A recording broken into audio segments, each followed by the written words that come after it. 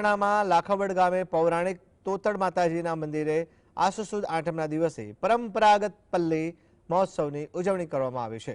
અહીં છેલ્લા 200 વર્ષથી હર્ષોલ્લાસથી ગામના પાટીદાર સમુદાય દ્વારા પુત્ર જન્મદિવસ નિમિત્તે માતાજીની પલ્લી ભરાય છે। તોતડ માતાજીની પ્રસાદમાં ઘઉંની સુખડી, ઘઉંની રોટલી, અડદની દાળના વડા, જુવારનો ખીચડો અને દૂધનો પ્રસાદ ધરાવાય છે।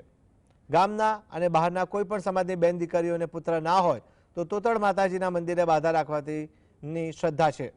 દર વર્ષે જેના ઘરે પુત્રનો જન્મ થયો હોય તેના ઘરેથી બાજોટ ઉપર પલ્લીનો શણગાર સજાવીને તેના ઉપર ખીચડાના 9 ખંડ મૂકવામાં આવે છે અને તેમાં ઘઉંના લોટના બનાવેલા 9 ખંડમાં ઘીના દીવડા પ્રગટાવવામાં આવે છે।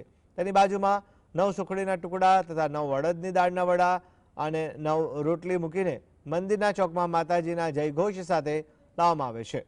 માતાજીના ચોકમાં આઠમની રાત્રે પુત્રના જન્મના માનતાના ગરબા પણ નીકળે છે, જે સવારે વહેલી પરોઢિયે સારા ચોઘડિયામાં મંદિરે આરતી કર્યા બાદ માતાજીના પટાંગણમાં ગરબા વળાવવામાં આવે છે।